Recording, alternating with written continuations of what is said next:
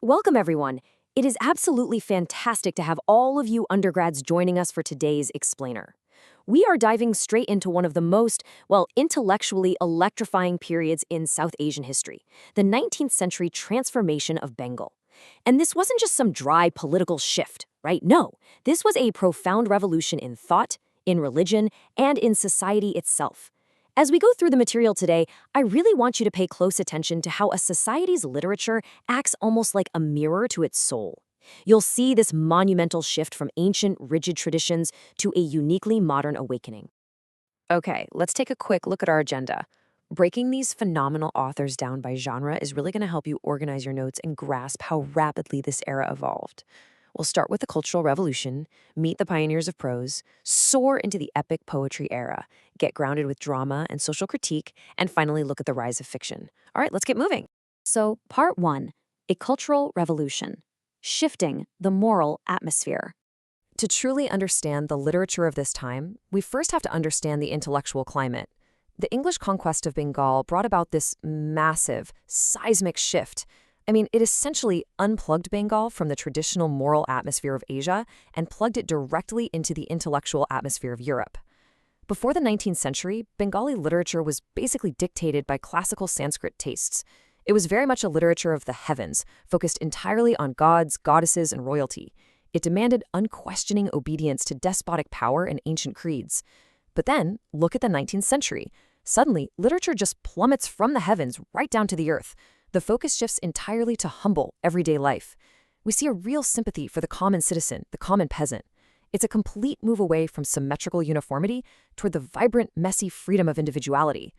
Now, you might be wondering, why did this happen so suddenly? Well, the catalysts were truly global. We're talking about the independence of America, the French Revolution, and these massive philosophical waves like positivism, utilitarianism, and even Darwinism. All of this started to permeate the Bengali intellect. These powerful global ideas basically eroded the ancient habits of submission. Concepts like liberty, resistance, and individual vigor began replacing those old patriarchal institutions. And naturally, this vigorous new intellect demanded a brand new literary voice to express itself.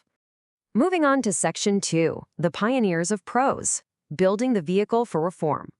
So we have to ask ourselves, why was a totally new literary format, specifically prose, suddenly so necessary for this revolution? Bengal already had centuries of breathtaking poetry, right?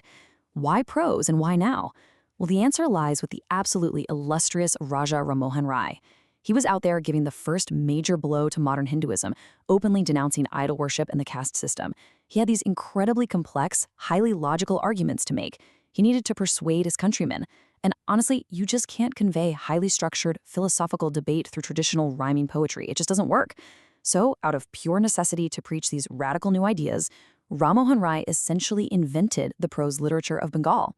Now, what's really interesting here is comparing the two twin pillars who immediately followed him, Akshay Kumar Datta and Ishwar Chandra Vidyasagar.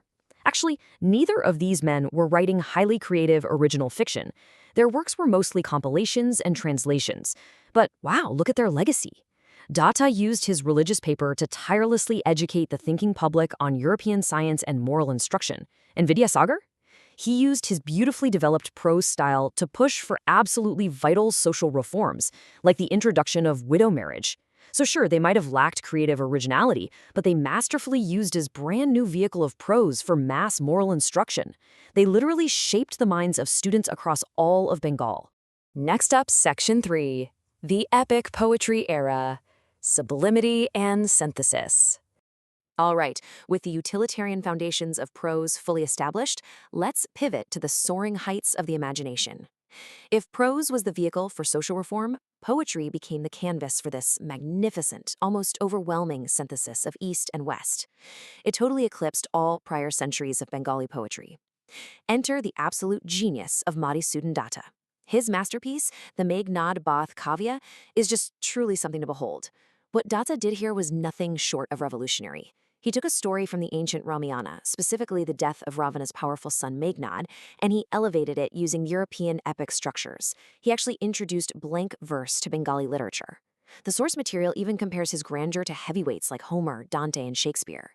He took Hindu mythology and mixed it with a sublimity that was profoundly Miltonic and Homeric. And the characters he created. Just listen to this quote from the epic. "When the mountain stream leaves her home for the ocean, who can obstruct her course?" This is spoken by Pramila, the wife of Meghnad. When she's told she cannot pass through the enemy army to reach her husband, what does she do? She puts on her armor, grabs her martial spear, and leads her radiant file of female warriors right through the enemy ranks. It completely embodies this fierce female valor.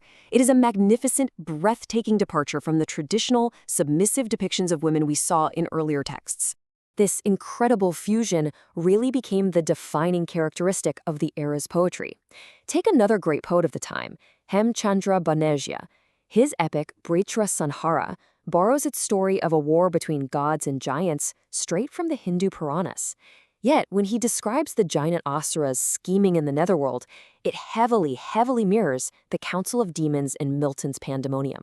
So, for you undergrads analyzing this period, here is your key takeaway. It's all about that brilliant blending of Eastern mythology with Western literary structures.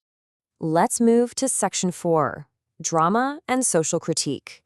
Art as Resistance. Now, our tone has to become a bit more serious here as we explore literature's role not just in high art, but in actually documenting and fighting real-world suffering. Think about this. How did a single theatrical play directly fight colonial oppression in Bengal?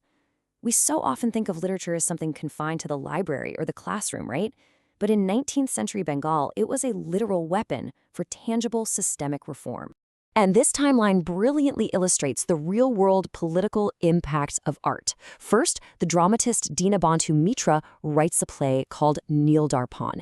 It vividly details the fearful cruelties and oppression inflicted by European indigo planters against local cultivators. Second, the benevolent Reverend James Long translates his play into English, and get this, he is actually fined and imprisoned for doing it.